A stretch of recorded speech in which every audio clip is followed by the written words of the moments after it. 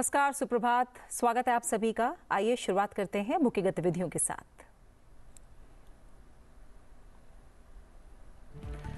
दीपावली पर देशवासियों को प्रधानमंत्री नरेंद्र मोदी ने लिखा पत्र। कहा, जीएसटी सुधारों का सकारात्मक असर देखने को मिला।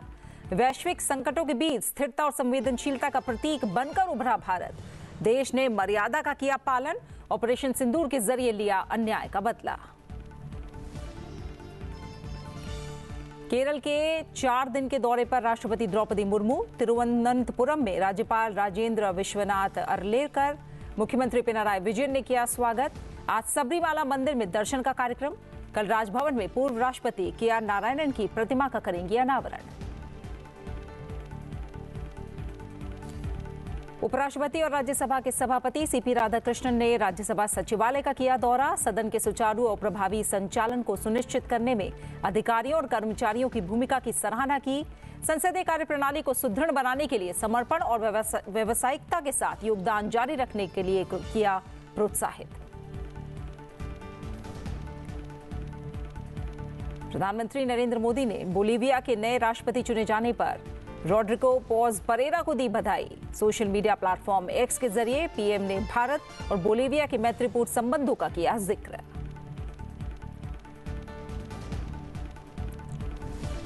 भारत ने अफगानिस्तान के काबुल स्थित भारतीय तकनीकी मिशन का दर्जा तत्काल प्रभाव से अफगानिस्तान स्थित भारतीय दूतावास के समान किया बहाल। विदेश मंत्रालय ने कहा, आपसी हित के लिए द्विपक्षीय संबंधों को मजबूत करना भारत का संकल्प।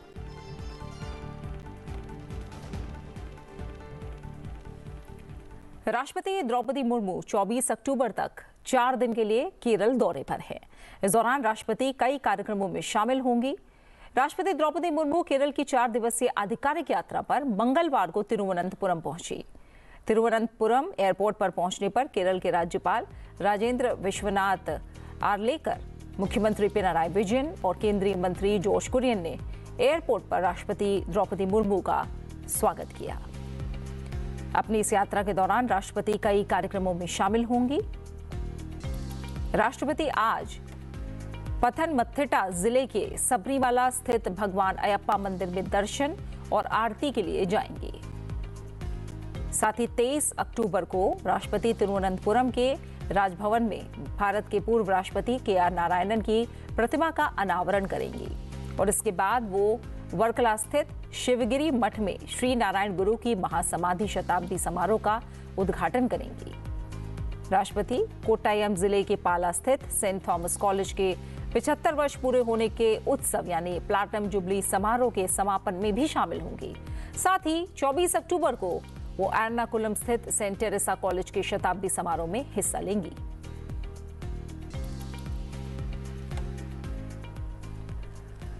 अफगानिस्तान के साथ रिश्तों को एक कदम और बढ़ाते हुए भारत ने काबुल स्थित भारतीय तकनीकी मिशन का दर्जा तत्काल प्रभाव से अफगानिस्तान स्थित भारतीय दूतावास के समान बहाल कर दिया है। ये फैसला आपसी हित के सभी क्षेत्रों में अफगानिस्तान के पक्ष के साथ अपने द्विपक्षीय संबंधों को और मजबूत करने के भारत के संकल्प को दर्शाता है। काबुल स्थित भारतीय दूतावास अफगान समाज की प्राथमिकताओं और आकांक्षाओं को ध्यान में रखते हुए अफगानिस्तान के व्यापक विकास, मानवीय सहायता और क्षमता निर्माण पहलू में भारत के योगदान को आगे बढ़ाएगा।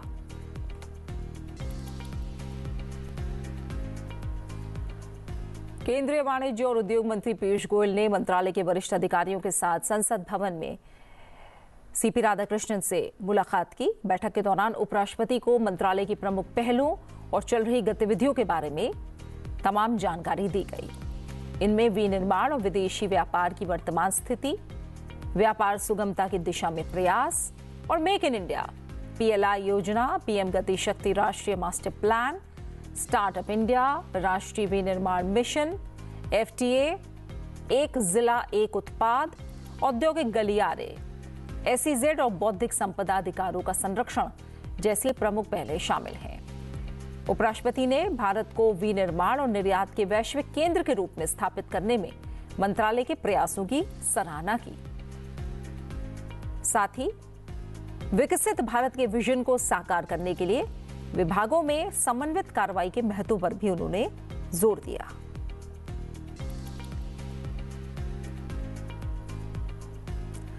उपराष्ट्रपति और राज्यसभा के सभापति सीपी राधाकृष्णन ने संसद भवन स्थित राज्यसभा सचिवालय के अलग अलग अनुभागों का कल दौरा किया और इन जगहों का जब उन्होंने दौरा किया तो इनमें पटल कार्यालय, विधायी अनुभाग, प्रश्न शाखा, सदस्यों के वेतन और भत्ते शाखा, सदस्य सुविधा अनुभाग, विधेयक कार्यालय, सूचना कार्यालय, लॉबी और संवाददाता शाखा शामिल हैं।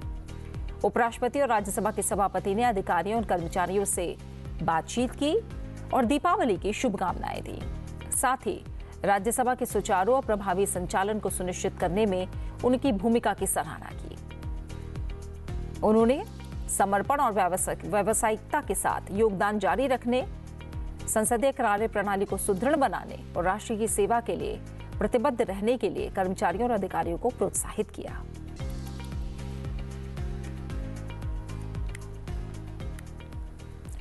प्रधानमंत्री नरेंद्र मोदी हर खास मौके पर सीधे जनता से जुड़ते हैं और ऐसा वो अपने पिछले 11 साल के कार्यकाल के दौरान लगातार करते आ रहे हैं। इसी कड़ी में प्रधानमंत्री नरेंद्र मोदी ने दीपावली के मौके पर देश के नागरिकों को एक पत्र लिखकर अपनी भावनाएं जाहिर की।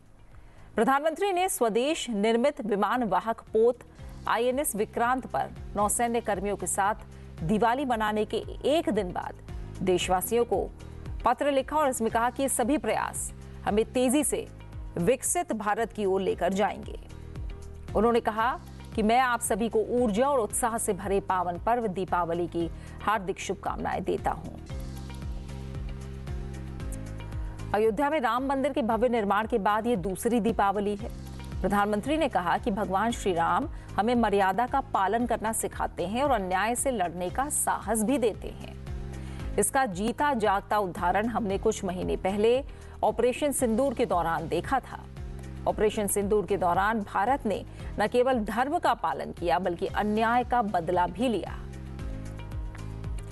उन्होंने कहा कि दीपावली खास है क्योंकि पहली बार देश भर के कई जिलों में, जिनमें दूर दराज के इलाके भी शामिल हैं, दीप जलेंगे। साथ ही उन्होंने कहा ये वो जिले हैं जहां नक्सलवाद और माओवादी आतंकवाद का जड़ से सफाया हो चुका है। हाल के दिनों में हमने कई लोगों को हिंसा का रास्ता छोड़कर हमारे देश के संविधान में आस्था व्यक्त करते हुए विकास की मुख्य धारा में शामिल होते देखा है। ये राष्ट्र के लिए एक बड़ी उपलब्धि है। प्रधानमंत्री ने कहा कि इन ऐतिहासिक उपलब्धियों के बीच देश ने हाल के दिनों में अगली पीढ़ी के सुधारों की भी शुरुआत की है। उन्होंने कहा कि नवरात्र के पहले दिन GST की कम दरें लागू की गईं और इस GST बचत उत्सव के दौरान नागरिक हजारों करोड़ रुपए बचा रहे हैं। साथ ही उन्होंने ये भी जोड़ा कि अनेक संकटों से जूझ रही दुनिया में भारत स्थिरता और संवेदनशीलता का प्रतीक बनकर उभरा है। उन्होंने कहा कि हम निकट भविष्य में दुनिया की तीसरी सबसे बड़ी अर्थव्यवस्था बनने की राह पर हैं। प्रधानमंत्री ने इस बात पर भी जोर दिया कि नागरिकों की प्राथमिक जिम्मेदारी राष्ट्र के प्रति अपने कर्तव्यों का पालन करना है। नागरिकों से उन्होंने अपील की कि स्वदेशी अपनाएं और गर्व से बताएं कि स्वदेशी है का आग्रह उन्होंने किया है और हम एक भारत श्रेष्ठ भारत की भावना को बढ़ावा दें। सभी भाषाओं का सम्मान करें, स्वच्छता बनाए रखें। साथ ही उन्होंने कहा कि स्वास्थ्य को प्राथमिकता दें। उन्होंने अपील की कि आइए हम अपने भोजन में तेल का प्रयोग 10% कम करें और योग को अपनाएं। ये सभी प्रयास हमें तेजी से विकसित भारत की ओर ले जाएंगे। प्रधानमंत्री ने कहा कि दीपावली हमें ये भी सिखाती है कि जब एक दीप दूसरे दीप को रोशन करता है तो उसकी रोशनी कम नहीं होती बल्कि और बढ़ती है। इसी भावना के साथ आइए इस दीपावली हम अपने समाज और आसपास सद्भाव, सहयोग और सकारात्मकता के दीप जलाएं।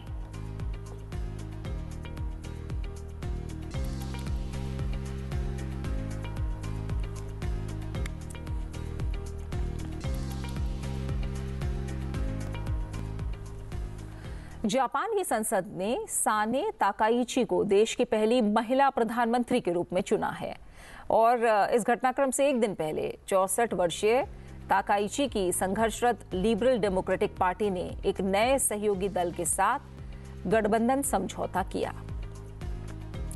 प्रधानमंत्री नरेंद्र मोदी ने साने ताकाइची को जापान की प्रधानमंत्री चुने जाने पर बधाई दी है। सोशल मीडिया पर एक पोस्ट में प्रधानमंत्री ने कहा कि वो भारत जापान विशेष रणनीतिक और वैश्विक साझेदारी को और मजबूत करने के लिए उनके साथ मिलकर काम करने को उत्सुक है। उन्होंने कहा कि दोनों देशों के बीच गहरे संबंध हिंद प्रशांत क्षेत्र में शांति, स्थिरता और समृद्धि के लिए महत्वपूर्ण है।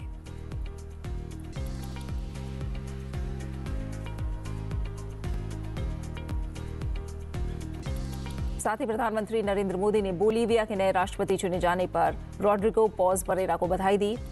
पीएम ने सोशल मीडिया प्लेटफॉर्म एक्स के जरिए भारत और बोलीविया के मैत्रीपूर्ण संबंधों का उल्लेख किया। पीएम ने एक्स पर लिखा कि बोलीविया के राष्ट्रपति चुने जाने पर रॉड्रिगो पॉज परेरा को हार्दिक बधाई। भारत और बोलीविया के बीच घनिष्ठ और मैत्रीपूर्ण संबंध लंबे समय से हमारे पारस्परिक सहयोग की आधारशिला रहे हैं। मैं आने वाले वर्षों में साझा प्रगति और समृद्धि के लिए हमारी साझेदारी को और मजबूत बनाने की उम्मीद करता हूं।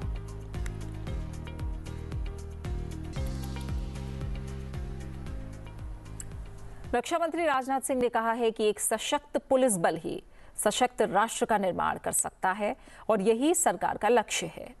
पुलिस स्मृति दिवस के अवसर पर उन्होंने दिल्ली स्थित राष्ट्रीय समर स्मारक पर शहीदों को श्रद्धांजलि अर्पित करने के बाद अपने संबोधन में ये बात कही है। रक्षा मंत्री राजनाथ सिंह ने कहा कि सेना और पुलिस के मंच अलग अलग हो सकते हैं, लेकिन उनका मिशन एक ही है और ये मिशन है राष्ट्रीय सुरक्षा। सेना देश की रक्षा करती है, पुलिस समाज की रक्षा करती है। जहां सेना भौगोलिक अखंडता सुनिश्चित करती है, वहीं पुलिस सामाजिक अखंडता सुरक्षित रखती है। उन्होंने ये भी कहा कि आज के समय में पुलिस को समाज में कानून व्यवस्था बनाए रखने के साथ ही धारणाओं से भी जूझना पड़ता है। जब सुरक्षा की बात आती है तो किसी भी देश की सुरक्षा में दो कंपोनेंट्स देखने को मिलते हैं, एक्सटर्नल सिक्योरिटी और इंटरनल सिक्योरिटी। जहां तक एक्सटर्नल सिक्योरिटी की बात है तो उसके लिए हमारी सेनाएं मौजूद हैं, हमारे कोस्ट गार्ड्स मौजूद हैं, लेकिन इंटरनल सिक्योरिटी को कई एजेंसीज के साथ मिलकर हमारे पुलिस के जवान ही ये सुनिश्चित करते हैं। अगर सेना देश की रक्षा करती है तो पुलिस समाज की रक्षा करती है। सेना भारत की भौगोलिक अखंडता की रक्षा करती है तो पुलिस भारत की सामाजिक अखंडता की रक्षा करती है। साथियों, मैं स्वयं गृह मंत्री रह चुका हूं। मुझे बेहद नजदीक से पुलिस के कामकाज को देखने का अवसर मिला है। इसके अलावा रक्षा मंत्री के रूप में मुझे सेना के कामकाज को भी नजदीक से देखने का अवसर मिल रहा है। सेना हो या पुलिस, ये दोनों ही देश की सुरक्षा को के अलग अलग पिलर्स हैं। इसलिए मेरा यह मानना है कि दुश्मन कोई भी हो, चाहे सीमा पार से आए या हमारे बीच छिपा हो, जो भी व्यक्ति भारत की सुरक्षा के लिए खड़ा है वह एक ही आत्मा का प्रतिनिधि है। सेना और पुलिस में बस मंच अलग हैं, लेकिन इनका मिशन एक ही है, राष्ट्र की सुरक्षा। रक्षा मंत्री ने कहा कि जैसे जैसे देश अमृतकाल में प्रवेश कर रहा है और 2047 तक विकसित भारत के निर्माण की ओर अग्रसर है, भारत की आंतरिक और बाह्य सुरक्षा में संतुलन बनाना पहले से कहीं ज्यादा महत्वपूर्ण हो गया है।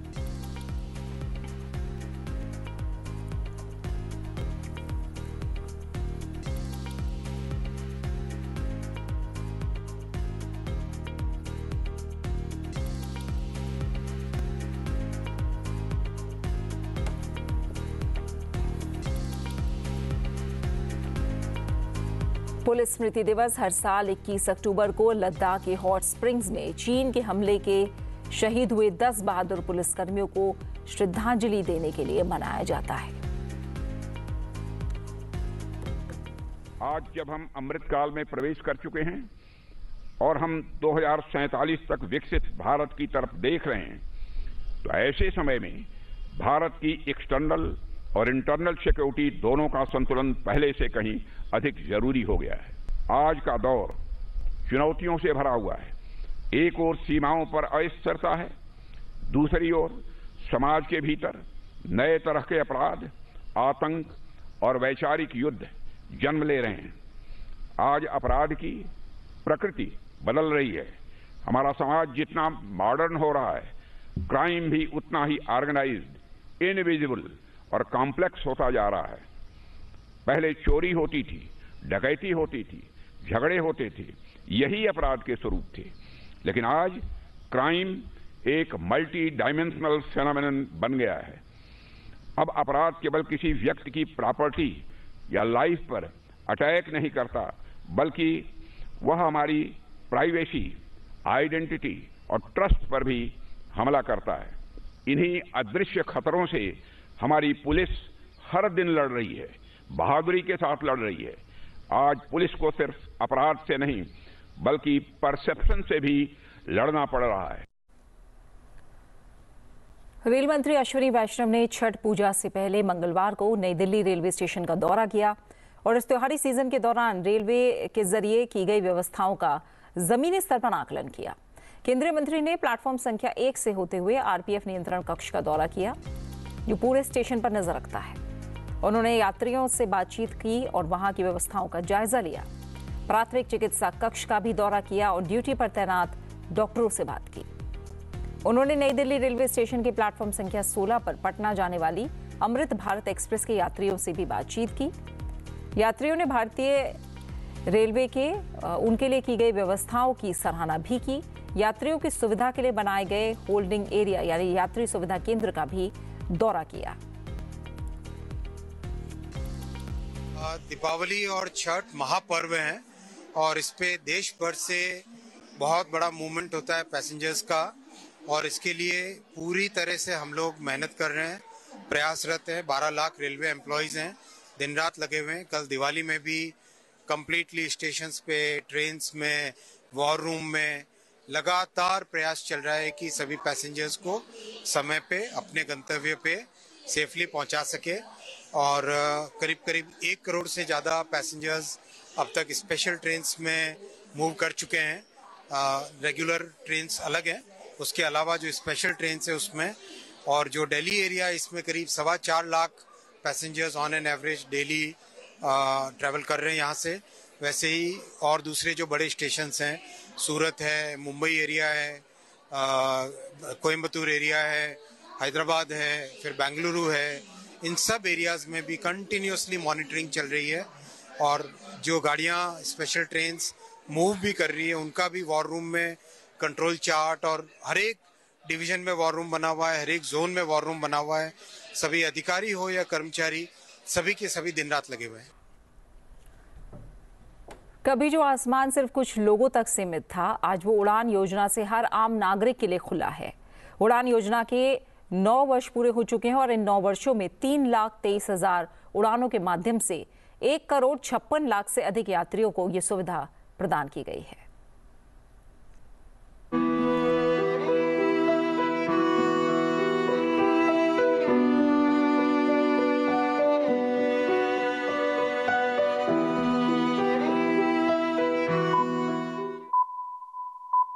Welcome on board.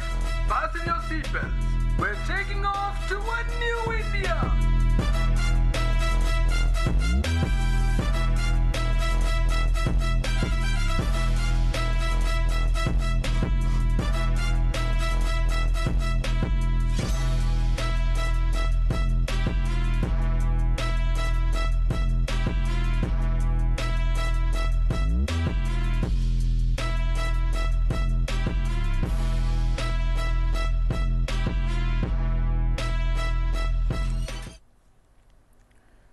प्रधानमंत्री नरेंद्र मोदी भारत की सेना के साथ दिवाली मनाने की अपनी परंपरा रखते हुए इस साल भी गोवा और कारवार के तटों पर आईएनएस विक्रांत पर नेवी के जवानों के साथ दिवाली मनाने पहुंचे और उन्होंने इस त्योहार को मनाया।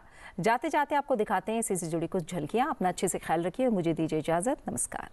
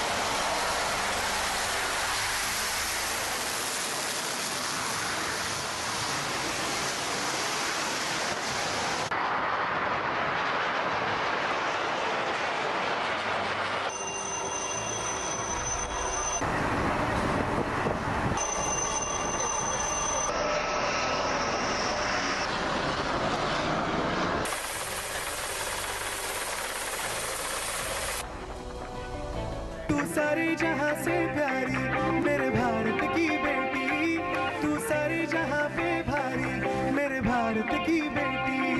दिल जान है शान हमारी मेरे भारत की बेटी, जीती रहो जीतती रहो। कसम सिंदूर की वतन के गुरूर की, कसम सिंदूर की। उठा तिरंगा सीने में जब जल थल नभ में पुकार हुई, सिंदूर की लाली चमक उठी प्रतिशोध की सीमा पार हुई। तन घनन घनन तन घनन घनन तन घनन घनन तन घनन घनन। लहरों में भी नौसेना की दुश्मन था निगरानी में, सागर की गहराई से भी उतर पड़े थे कहानी में। तिरंगा लहराया ऊंचा, देश की जीत और शान हुई। सिंदूर की कीमत उस दिन हर आतंकी को भान हुई। हर कर्म अपना करेंगे, हर कर्म अपना करेंगे।